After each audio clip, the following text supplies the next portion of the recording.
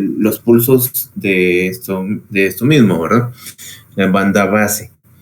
Ahora lo que se refiere a banda ancha, dice que en general los equipos o sistemas de banda ancha que puedan transportar señales ocupando una gran porción del espectro electromagnético, generalmente un sistema de comunicación en banda ancha puede acomodar simultáneamente voz, datos, video y otros servicios, tal como lo hace actualmente pues las redes convergentes.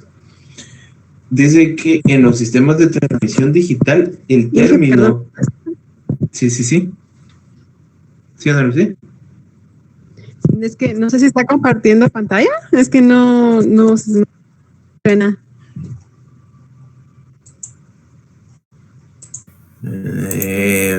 Gracias. Según ya la tenía compartida, perdón.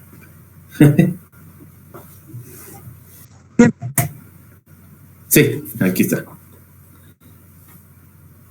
Aquí se los comparto. De todos modos, en la plataforma les voy a dejar la presentación, ¿verdad?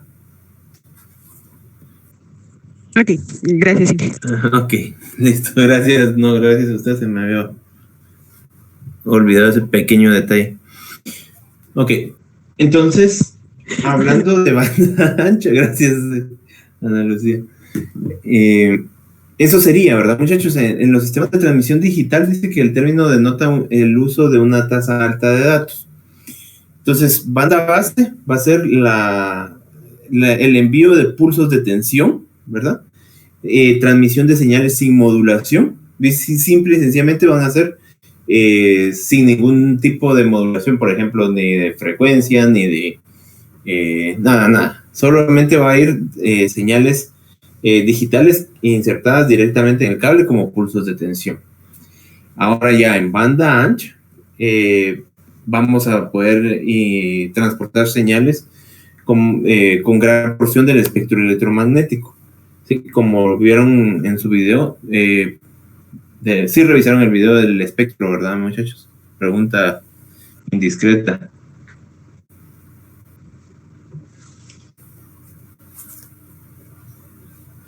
Ese silencio asusta. Ingeniero. Sí, lo vemos. Bueno, ya. ¿Sí? ¿Seguros? Sí, gente. ¿Los demás?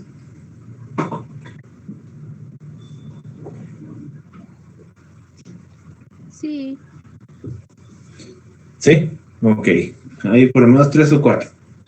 El resto, sí, ahí se recuerdan de revisarlo, por favor. Ok, sigamos. Entonces, eso sería en lo que es banda ancha.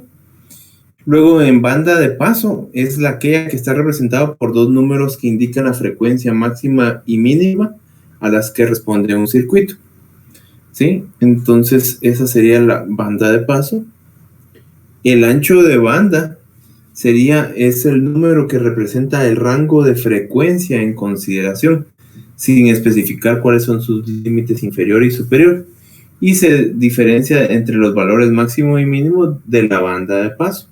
¿Sí? Entonces la banda de paso va a funcionar en los niveles más bajos y el ancho de banda va a estar entre los valores máximos y mínimos. Por ejemplo, veamos este ancho de banda de 3200 menos 200 Hz. Eso nos da un total de 3000 Hz, o que eso quiere decir 3 kHz. Entonces, en banda de paso va a funcionar desde 0 hasta los 200. Y el ancho de banda va a ser de los 3 kHz, ¿verdad? Porque empieza cuando termina el ancho la banda de paso y llega hasta el ancho de banda, ¿verdad? Que serían los 3200, entre sus mínimos y máximos. Eso sería. Otro ejemplo podría ser, dice, de 14 menos 11 kHz, serían 3 kHz. Eso también sería un total de ancho de banda de 3 kHz.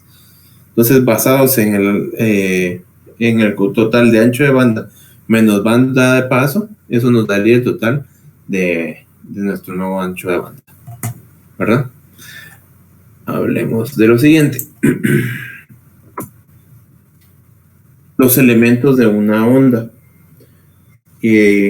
Hablemos primero de la cresta. La cresta, que es el punto máximo de elongación o máxima amplitud de la onda, es decir, el punto de la onda más separado de su posición del reposo. Entonces, solo les voy a compartir aquí. No estoy muy bueno para dibujar, se los advierto antes de, pero esto se refiere a esta parte. Vamos a ver aquí. Con el mouse me refiero, ¿verdad? Ustedes, porque sí. Es un poquito complicado, pero vamos a ver qué se puede hacer. No salió bien. Vamos de nuevo.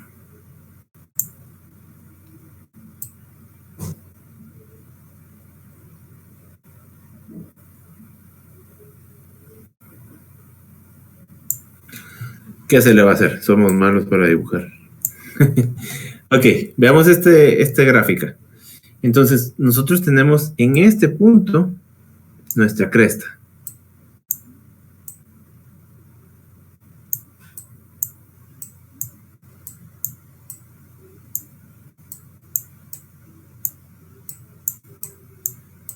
¿Sí? Que es el punto máximo de elongación o máxima amplitud de la onda.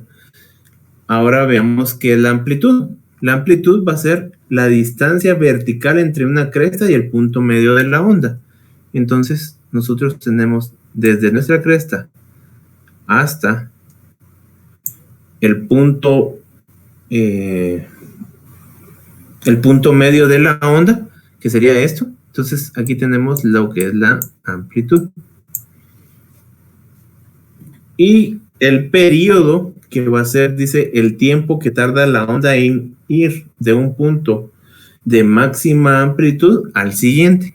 Eso quiere decir de aquí para acá.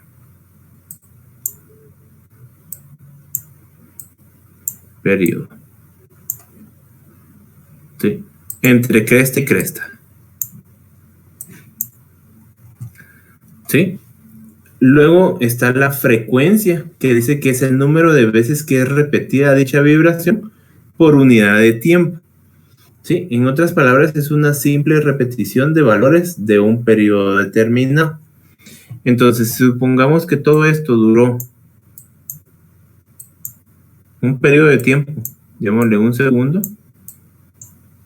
Entonces, la amplitud sería el número de veces o número de ondas que se repitió, ¿verdad? En este caso sería el 3 ondas, ¿verdad? El número 3. Sí, esa sería la frecuencia. ¿Está claro hasta ahí, muchachos? Sí. ¿Sí? Okay. Agreguemos otros conceptos. El valle va a ser el punto más bajo de una onda. En este caso, este debería de llegar hasta aquí, fue defecto del dibujo, pero es exactamente el mismo, ¿verdad, muchachos? Igual aquí debería de haber llegado hasta el mismo. Esto lo vamos a llamar como valle, ¿sí? Que es el punto más bajo de una onda. Y la longitud de la onda va a ser la distancia que hay entre el mismo punto de dos ondulaciones consecutivas, ¿sí? O la distancia entre dos crestas consecutivas. Entonces, sería esto, ¿sí? La longitud de onda. Luego tenemos el nodo, que es el punto donde la onda cruza la línea del equilibrio. Entonces, aquí lo cruza, aquí lo cruza, aquí lo cruza. Esto sería entonces el nodo. Luego está la parte de la elongación, que es la distancia que hay en forma perpendicular entre un punto de la onda y la línea del equilibrio. Cualquier punto de esta onda, puede ser este, pero entonces dice que la distancia de forma perpendicular, o sea, de esta forma, sí, esta va a ser entonces la elongación, que es como el grado de la de la apertura de esta onda, ¿verdad? Y luego está lo que es el ciclo, que es una oscilación o viaje completo de ida y vuelta, ¿verdad? Que básicamente eso es lo que nos va a significar, ¿verdad? No sé si está claro ahí. Si quieren pueden tomarle un pantallazo. Ahí con los detalles. Así les sigo compartiendo mi pantalla.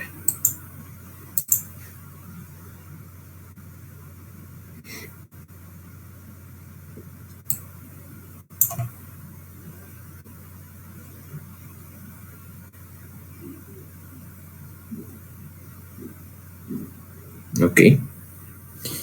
Perfecto. Entonces, esto es para que los tengan ahí en cuenta. Yo me imagino, no estoy seguro, pero creo que en algún otro curso anterior ya habían visto algo en referente a este tema, el curso de física o alguno de esa área. Pregunta indiscreta.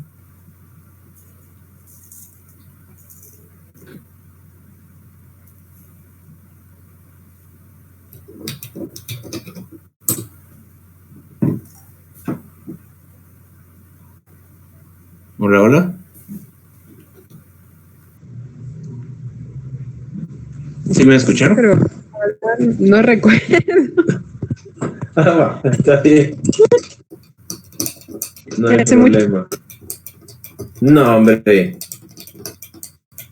Ni que llevaran siglos en la U.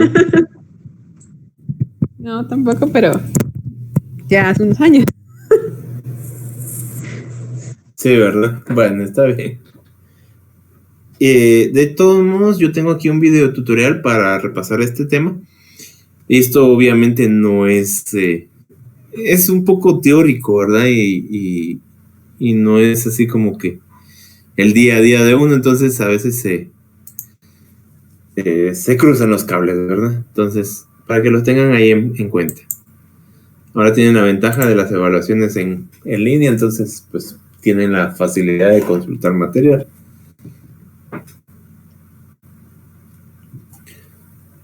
Ok. Veamos entonces, muchachos. Esto sería entonces la forma en la que funciona una onda. En este caso es una onda sinusoidal, ¿verdad? Y existen también otros tipos de ondas, que serían las ondas envolventes, que no es más que una conjunción de dos ondas, ¿verdad? Que van relativamente inversamente proporcionales. Eso quiere decir que si esta empieza a subir, va a ir inversamente proporcional la otra onda, y básicamente se complementan. ¿Para qué? Para volverse una onda envolvente, que es de tipo que estoy mostrando de rojo con azul, ¿verdad? Entonces, estos son dos tipos de ondas que existen, la sinusoidal y la onda envolvente. Ahora hablemos de la señal, de la modulación de la señal. Dice que las siguientes gráficas nos muestran las diferencias en la forma modular de una señal o a efectos de que transporten información de la naturaleza binaria, es decir, ceros y unos.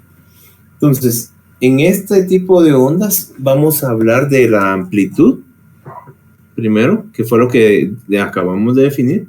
La amplitud va a ser el tamaño que tiene la onda desde su punto máximo hasta su punto mínimo, ¿verdad? Entonces, la modulación va a ser modificar ese tamaño o esa amplitud de la onda para representar ya sean ceros o sean unos. Entonces, en este caso, la modulación de amplitud nos va a permitir modificar las ondas para darles un significado. Eso quiere decir que, por ejemplo, en este caso, con una modulación de amplitud baja, vamos a representar un 0. Y con una modulación de amplitud alta, vamos a representar un 1. ¿Sí? Entonces, normalmente, pues la onda tiene su tamaño, ¿verdad? Entonces, si la decrementamos, va a representar un 0. Y si la ampliamos, va a ser un 1. Y así sucesivamente, ¿verdad? Si se dan cuenta, la amplitud aquí es baja, por lo tanto eso representa un 0. Y la amplitud aquí es alta, por lo tanto esto representa un 1. Y aquí, pues la modulación es baja, por lo tanto representa un 0. Esto conlleva a que, por ejemplo, tenemos el tema del ruido, que eso lo que puede hacer es modular nuestra amplitud. Entonces, supongamos que tenemos una amplitud alta que nos representa un 1, que está siendo enviada del punto A al punto B. Entonces, ¿qué pasaría si en el camino hay un ruido y modula este tamaño de onda y lo vuelve pequeño? ¿Sí? ¿Qué quiere decir eso? Que va a ser un 0 lo que voy a transportar aquí. Ya lo voy a interpretar en el destino como un 0, ¿verdad? Entonces, este receptor B va a detectar que esto es un 0 que viene modificado. ¿Por qué? Porque hay un bit de paridad, se le llama. Al final, este nos sirve para validar que realmente lo que vino es lo que debía de venir. Entonces, ¿qué es lo que hace el host B que está en este punto? Va a mandar un paquete pidiendo que se retransmita. ¿Por qué? Porque detectó que hubo una modificación en el camino. Y esta modificación en el camino no es alguien que de mala fe haya venido y modificado un valor. Es básicamente el medio por el cual se transmite que pueda generar algún tipo de ruido o distorsión, ¿verdad? Entonces, por esa razón, es que se puede dar algún tipo de pérdida de información, pérdida de datos, ¿verdad? Que representa una solicitud de nueva retransmisión, ¿verdad?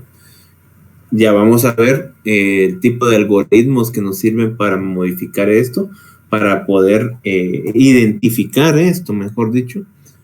Entonces, ese sería el concepto aquí de la modulación de amplitud. Solo para ponerlos en contexto y de cómo funciona al final, ¿verdad? No sé si estamos claros hasta ahí.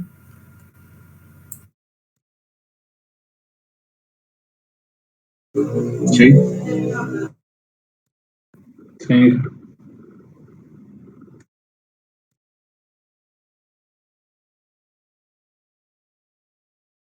Ok, perfecto. Luego, hablemos de la frecuencia, ¿verdad? También hay una modulación de frecuencia. Tenemos la frecuencia inicial, ¿verdad? La frecuencia que pueda representar un 0 va a ser una onda completa, ¿verdad?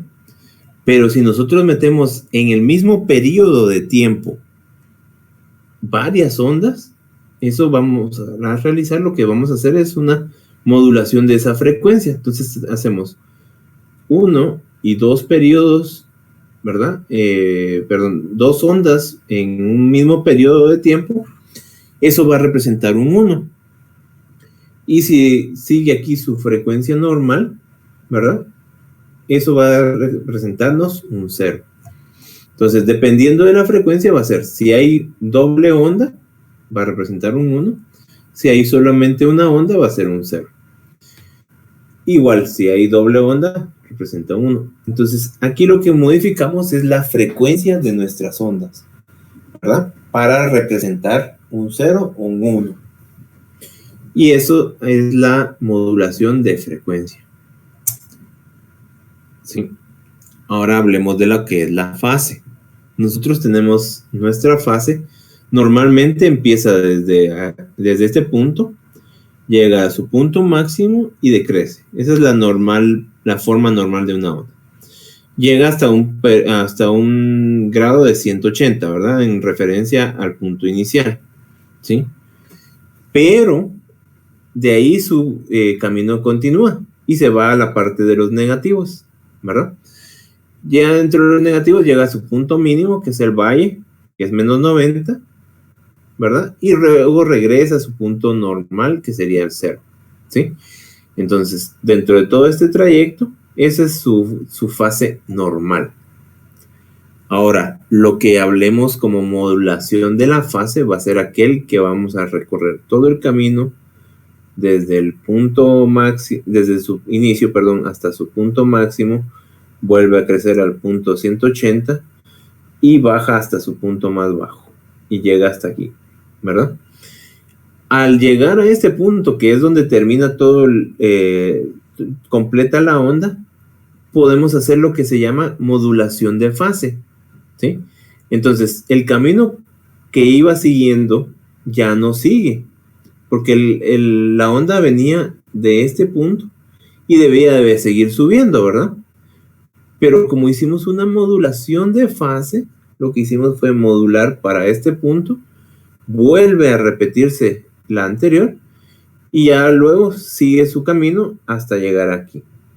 Entonces, hay una nueva modulación de fase, eso quiere decir que hay cambio y si se dan cuenta el bit que venía en 0, ahora se vuelve 1. Entonces, cada intercambio de modulación de fase va a representar un cambio de bit. Y eso es lo que se refiere a modulación de fase. ¿Estamos claros hasta ahí, muchachos?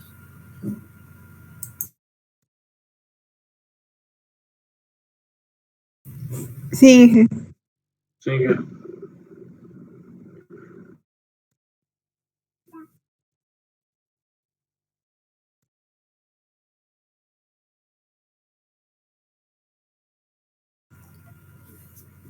Ok, perfecto, muchachos. Entonces, esos serían los tres tipos de modulaciones, ¿verdad? Que puedan haber de amplitud, de frecuencia y de fase.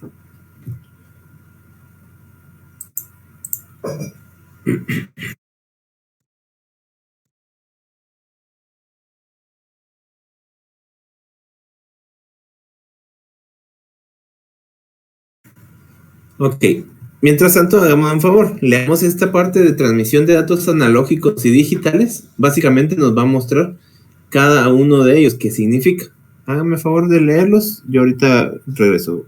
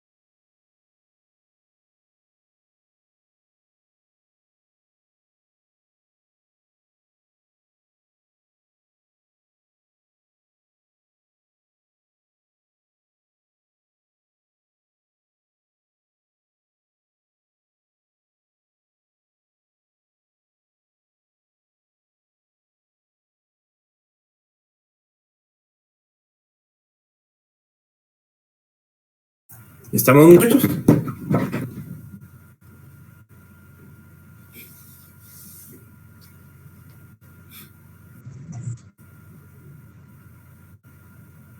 Hoy están muy callados ustedes.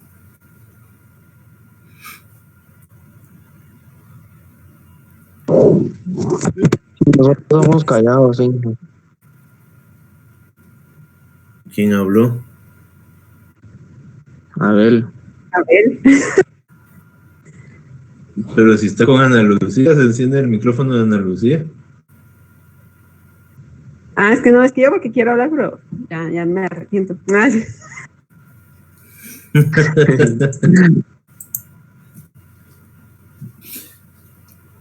Okay. Si Abel está inactivo, me parece inactivo. Qué raro. Lo peor es que lo activo, dije. Hombre. Sí.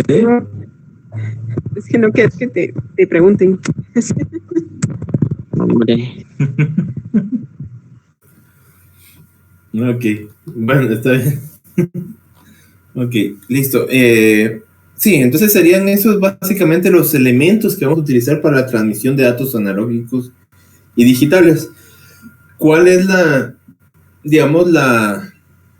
lo importante a detectar aquí? Cuando hablamos de analógicos contra digitales, analógico va a ser todo aquel que va de la forma de las ondas, como habíamos venido platicando, ¿verdad? Esos son datos analógicos. Ahora los digitales se modifican para que sea de forma como cuadrada, ¿verdad? Y lo que vamos a representar son ceros y unos de las dos formas, ¿verdad? Tanto en datos analógicos como en digitales, ¿verdad? Entonces, esa sería la explicación. Y aquí, tal como lo vemos aquí en la gráfica, nosotros vamos a tener las ondas cuadradas cuando estemos hablando de datos digitales y las formas de forma sinusoidal para lo que son señal analógica, ¿verdad? Ahora bien, cuando querramos nosotros utilizar señales analógicas y digitales de datos, vamos a tener, por ejemplo, teniendo datos analógicos, los pasamos por un teléfono, que son ondas sonoras de voz. La señal que vamos a producir va a ser una señal analógica. Si nosotros tenemos datos digitales y los pasamos por un módem, la señal que vamos a recibir va a ser una señal analógica también, ¿verdad? Que esta es modulada sobre una frecuencia portadora. Eso quiere decir que vamos a cambiar de digital a análogo, ¿verdad? ¿Y por medio de qué lo hacemos? Por medio de un módem. Ahora, si tenemos nuestras señales analógicas y la pasamos por un códec, vamos a obtener una señal digital, ¿sí? Que es un codificador, básicamente. Teniendo datos digitales, los pasamos por un transmisor digital y nuestra señal siempre va a seguir siendo digital, ¿verdad? Entonces, esto es un cuadro resumen de los datos y señales analógicas y digitales, ¿verdad? Seguimos, muchachos. Vamos a realizar esta pequeña actividad. Son básicamente unas preguntitas, ¿verdad? Que vamos a realizar en la plataforma y esta pequeña investigación. Que serían básicamente 4 investigaciones, que todo lo podemos conjuntar en una. Pero sí les voy a dejar 2 links. Uno para la investigación y otro para la actividad. Entonces, lo que voy a hacer ahorita, voy a habilitarles todo esto en la plataforma. Y como platicamos la semana pasada, van a presentar su trabajo 3 personas elegidas al azar. Solamente creo que no habían entrado algunas personas la semana pasada. Si me hacen favor, creo que Miguel sería uno de ellos, que obviamente no puede pasar, que no la tenía. Y Ashley, ¿verdad? Ah, y Brian también, ¿verdad? Entonces, de los demás, vamos a elegir 3 personas para que nos expliquen qué fue lo que hicieron. ¿Hay algún voluntario que lo quiera tomar?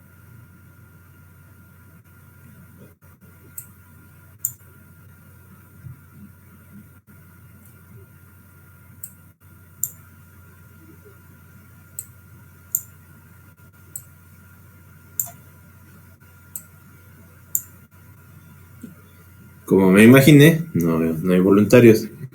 Entonces, vamos a hacerlo al azar. ¿Alguien me puede dar un número del 1 al 1, 2, 3, 4, 6, 7, 8? Del 1 al 8. 4. Ok, 1, 2, 3, 4. Señor Eddie Juárez. Le tocó. ¿Está Eddie por ahí?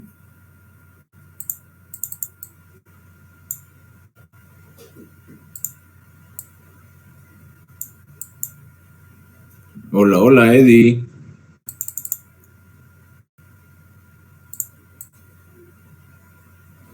No está. Bueno. Otro número, jóvenes, porfa. 2. 2. Ana Lucía Viera. Está bien. Buenos días, ingeniero.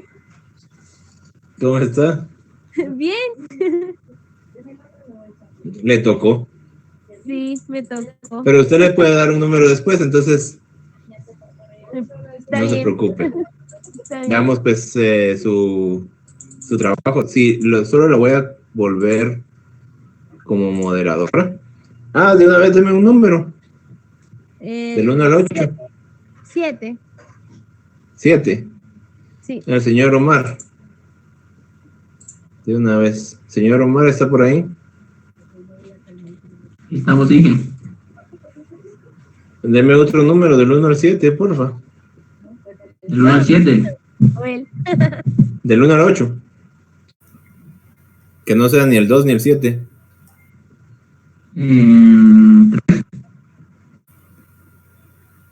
Cristian Líquez. Muy bien.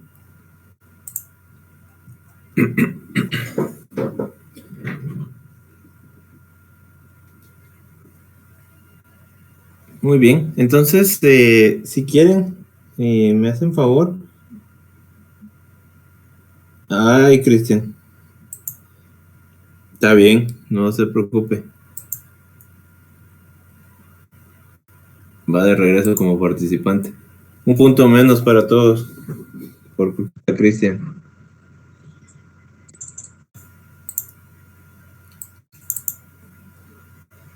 Deme un número, Cristian. De penitencia.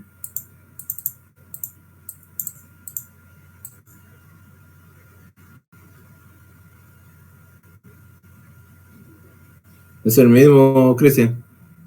Te vuelve a caer a vos.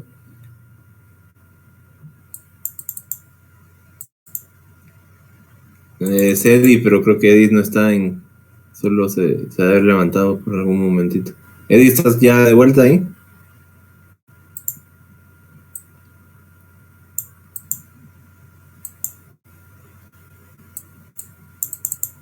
No. Veamos. 6, 5, 6. José Pablo Villatoro.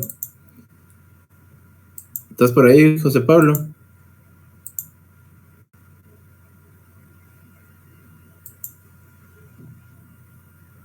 José Pablo.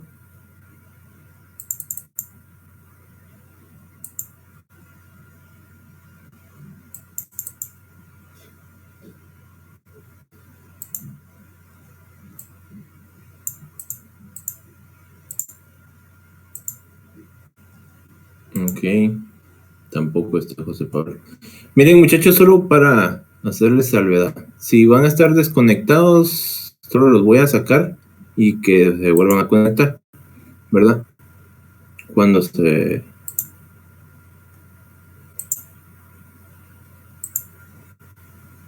Porque es como que no estuvieran, ¿verdad? Vamos a ver.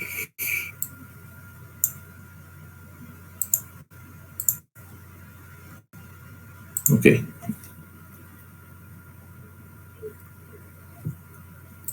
Ahora sí, vamos a ver. 1, 2. Dame un número nuevamente, lo vamos a reordenar. A ver, el señor Abel, ahora sí ya me parece bien. Ok, sí, aparezco bien. Es que volví a ingresar. Ok. Vamos a ver, te vamos a poner de una vez como moderador. No, hombre, no, hombre. Listo. Entonces, si quieren, empecemos. Ana Lucía, ya estamos listos.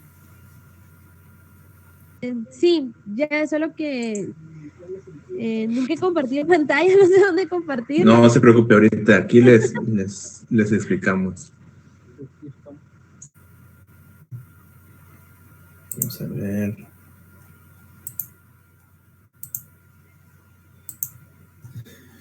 ¿Logra ver mi pantalla?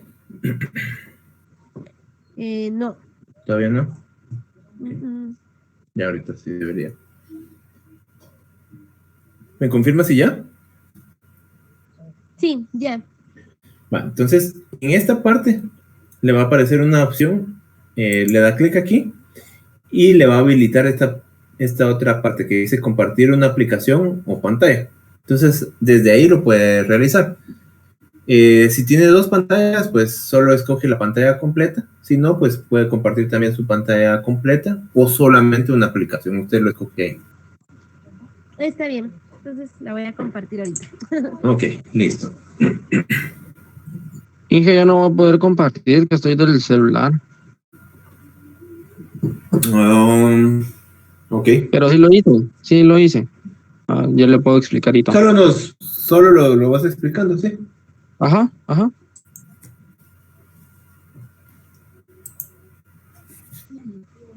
Listo, no sé si logran ver mi pantalla. Sí. Muy bien, entonces, bueno, es la teoría matemática de la comunicación de Claude Shannon. Yo lo que investigué, lo que se basa toda esta teoría es en la transmisión eficaz de los mensajes y que no se basa en los que lo van a recibir o quien lo transmiten, sino en el proceso en sí de la comunicación. Se trata de medir cómo es ese tipo de comunicación, las condiciones, el ruido y cuál es la pérdida que se tiene de la información a través de si se topara con algún ruido. Plantea un sistema general de comunicación que consiste que la fuente de información a través de un emisor por el canal, ¿verdad? También habla de la codificación, que puede ser, bueno, lo que yo entendía como codificación, cuando la transformación de la voz o imágenes para enviarla, pero también se refiere a el cifrado de los mensajes. La cantidad de información contenida es un mensaje, es un valor matemático definido y medible. Aquí cantidad no se refiere a la cantidad de datos, sino a la probabilidad que el mensaje llegue. Si sabemos que se va a recibir, si tenemos la certeza 100% que el mensaje sí va a llegar, se le da una cantidad de 0, pero se basa en, bueno, ya sí fue como lo entendí, se basa en cuántos caminos puede tener para darle un 1 o algún valor, cuál es la probabilidad que esa información llegue. Y eso fue lo que investigué en sí de la teoría. Eso sería la teoría de Shannon. Ajá. Ok. Los elementos, no sé si también lo pongo. Sí. Los elementos de la teoría está la fuente, tipo de fuente, mensaje, código, información. Recuerdo que donde lo investigué también estaba ruido, pero en otros no decía el ruido, por eso no lo coloqué. No sé si se debería colocar. Yo no lo coloqué, pero en algunos lugares sí estaba el ruido como un elemento. Sí, es el ruido también. Sí, también. Entonces el ruido, solo que no lo coloqué. La fuente es todo lo que puede emitir un mensaje. puede ser, ahí especificaban que era una máquina, un dispositivo, un teléfono, el tipo de fuente puede ser aleatoria o estructurada, el mensaje del conjunto lo define, perdón, como un conjunto de ceros y unos. Decía que cualquier cosa que se represente en binario puede ser un mensaje. El código es un conjunto de ceros y unos que representan un mensaje que se basan en las reglas de codificación. Y la información es proporcional a la cantidad mínima de bits que se necesitan como mínimo para representar un mensaje. Yo eso lo entendí, que la información se basaba que si se espera que un mensaje tenga cierta cantidad de bits, si llegara menos de esos bits, pues no sería información, sería solo datos. Yo así, bueno, la fuente donde lo leí, eso daba a entender. Y está el ruido, que es la interrupción. Pregunta. Uh-huh. ¿Qué diferencia hay entre datos e información? Los datos por sí solos no entregan ningún mensaje. Ya la información ya es cuando cobra sentido los datos. Ok, perfecto. Sí, me dio duda por lo que estaba comentando ahí usted. Ok. Y está la entropía. Bueno, había la entropía de Shannon y la entropía, ¿no? Yo no estaba segura cuál de las dos había que poner en la investigación. La entropía, más que todo, la entropía normal es como los tipos de ruidos, ruido semántico y ruidos técnicos. El ruido semántico son las diferencias que se utilizan en el código del mensaje, y los ruidos técnicos es cuando el canal falla, es decir, cuando el medio de transmisión falla. Y ahora la entropía de Shannon, la forma fácil de interpretarla es el número de preguntas de sí o no que se necesitan para llegar a la respuesta correcta o para el lugar donde se quiere llegar. Ok. Uh-huh. Y hablemos sobre el teorema de Nyquist y Shannon. El teorema, bueno, esta es la fórmula que se ve acá.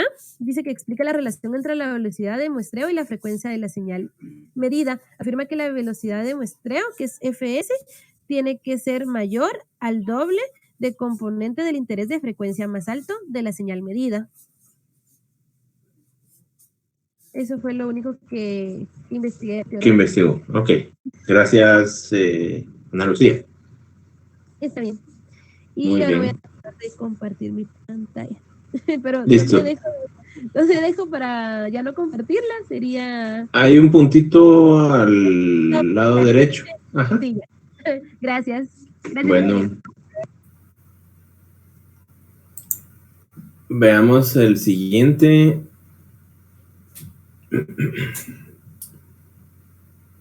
Ya pasó Ana Lucía. Ahora Omar, señor Omar. ¿Estamos listos? Ahorita, ingeniero.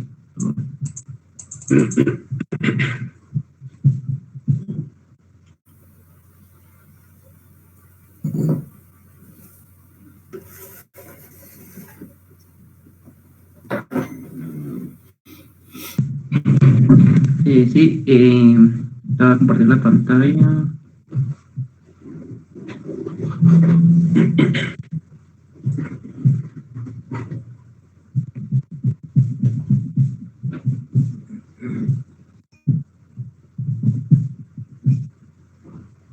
¿Dónde se comparte la pantalla, ingeniero? En la parte de hasta abajo, en la esquina inferior derecha. Ajá. El segundo botón del lado derecho, de derecha a izquierda. Compartir contenido. Ajá. Está bien.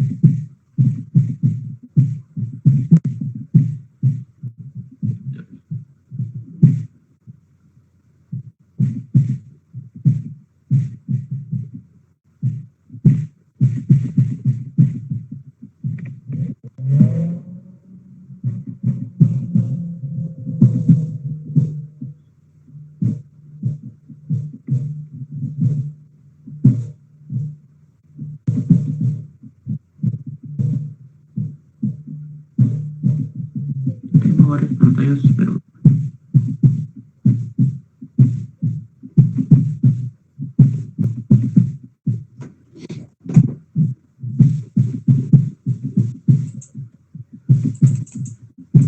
Estamos. ver mi pantalla? Ya, ahora sí. Bueno, respecto a lo que es la teoría, lo que yo investigué en sí, la teoría de la información estudia la cuantificación, almacenamiento y comunicación de la información.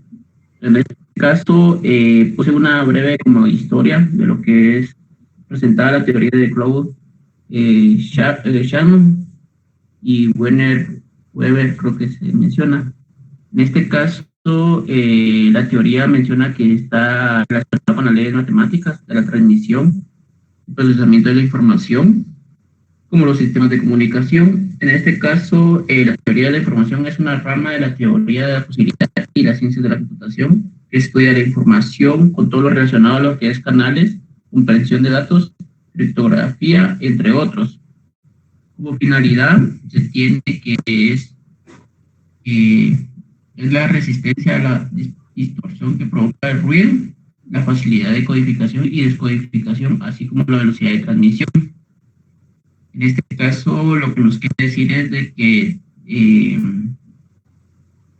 el mensaje tiene tiene un sentido y al final tiene un destinatario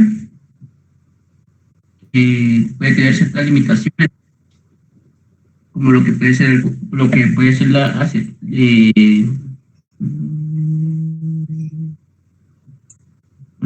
ser el valor de la información uno, ¿verdad? Como la unidad de información que recibe el nombre del bit, información, sea el bit, todas las alternativas deben ser igual, probables y estar disponibles. ¿Cómo se aplica? En este caso, que es un sistema general de comunicación que parte de una fuente de información desde la cual, a través del transmisor, se emite una señal, la cual viaja por un canal, pero a lo largo de su viaje puede ser interferida por algún ruido. Y en el caso de los elementos de la teoría está lo que es la fuente, tipos de fuente, mensaje, información y código. En el caso de fuente, es en sí misma un conjunto finito de mensajes. Todos los posibles mensajes pueden emitir dicha fuente. En comprensión de datos se tomará como fuente el archivo a comprimir y como mensajes de caracteres y conforman dicho archivo. En tipos de fuentes existen varios tipos de fuentes. Para la teoría de información interesan las fuentes aleatorias y estructuradas.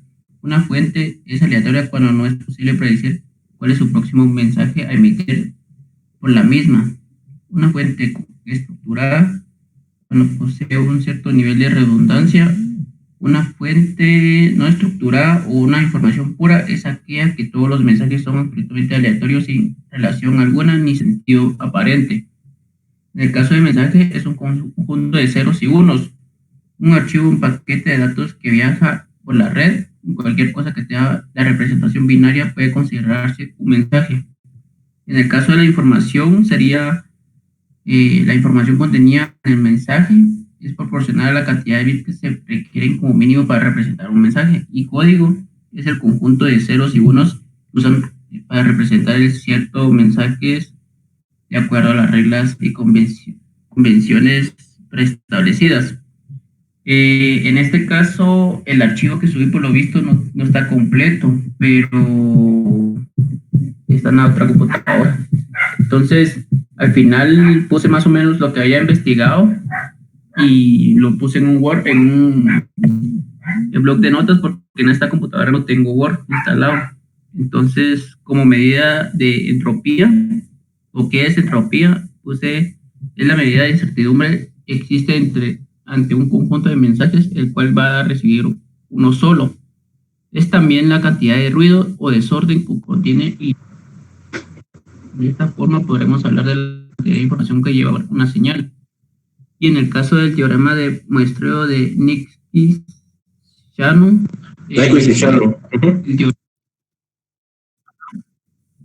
explica la relación entre la velocidad del muestreo y la frecuencia de la señal medida. Afirma que la velocidad de muestreo fs debe ser mayor al doble del componente del interés de la frecuencia más alto de la señal medida. Esta frecuencia por lo general se conoce como frecuencia Nyquist, XFN.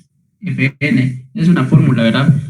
Y eso sería todo, ingeniero. Es que tengo el otro documento, pero de plano, porque no estoy en la otra compu, no lo puede habilitar ahorita. Pero lo puedo reemplazar, ¿verdad? Sí, está bien. Hay una segunda entrega. Solo le pones una notita ahí, por favor. Ah, está bien. Aquí donde se quita el... Hay un puntito en la parte superior derecha. Siempre dentro de la pantalla, digamos. Más arriba. Más arriba. Es en la parte negra. Hay un puntito con un circulito. Ahí sí viendo mi pantalla. Sí, todavía. Ah, ya. Que no vieron el blog de notas, pero entonces cerrarla. Aquí está. ¿Sí vieron? Ok, perfecto, Omar. Me toca a mí. Señor Rabel, por favor. Ok. Yo no voy a presentar, sino que les voy a hacer. No, a compartir. Correcto. Sí. Pues por lo que yo pude ver, investigar y leer sobre la teoría matemática de la comunicación, también es conocida como la teoría de la información, que fue presentada a finales de los años 1940 por Claude Shannon y Barry Weibe. Esta teoría en sí se relaciona con las leyes de las matemáticas que rigen la transmisión y el procesamiento de la información, con un objetivo clave que es la medición de la información y su misma representación, así como una capacidad de sistemas de comunicación para transmitir y procesar dicha información. Esa teoría se desglosa de la teoría de la probabilidad y de las ciencias de computación.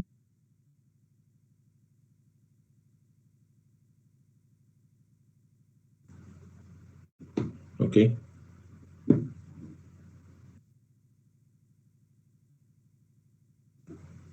¿Estás hablando todavía, Abel? ¿O solo hasta ahí?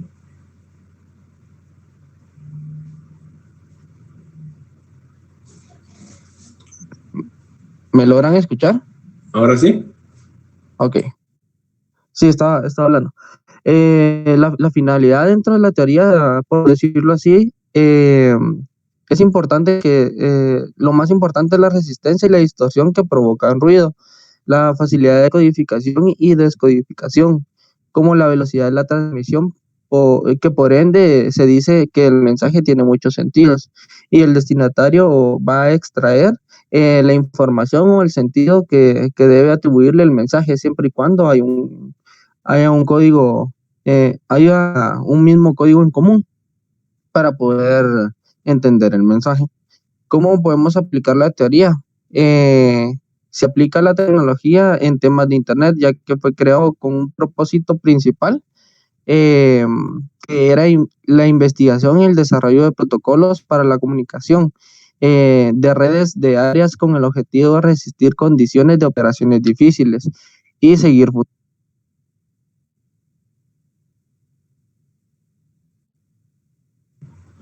Creo que se te volvió a cortar el sonido, o no sé si... ¿Ahí? ¿Me lo van a sí. escuchar? Ahora sí. ¿Me escuchan? ¿Me escuchan?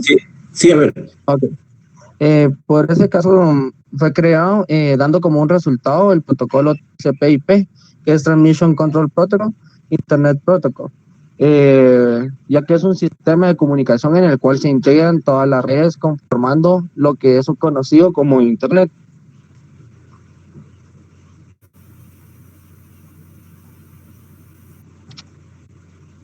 ¿Me lo harán escuchar? Sí. Luego podemos mencionar los elementos de la teoría, que se pueden ver que son las fuentes, el mensaje, el código y la información. En la fuente es todo aquello que puede emitirse un mensaje, por ejemplo, una computadora, que existen dos tipos de fuentes, las cuales pueden ser aleatorias o estructuradas.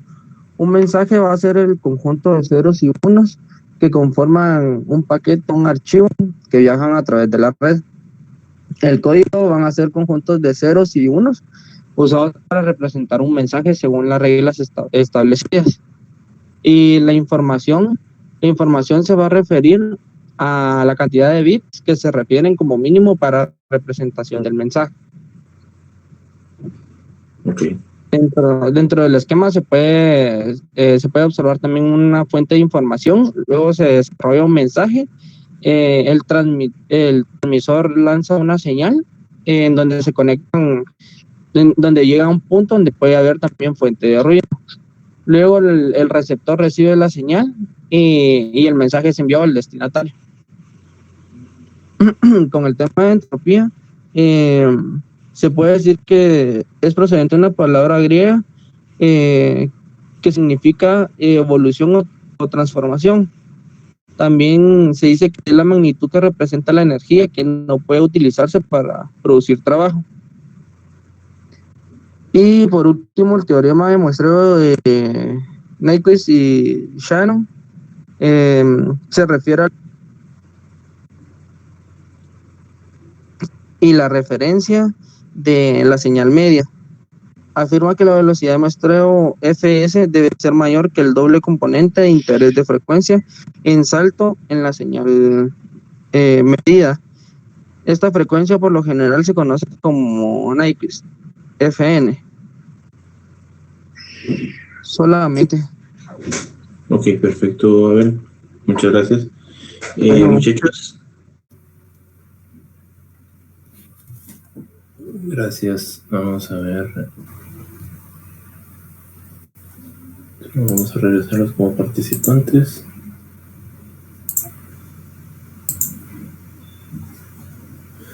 Listo.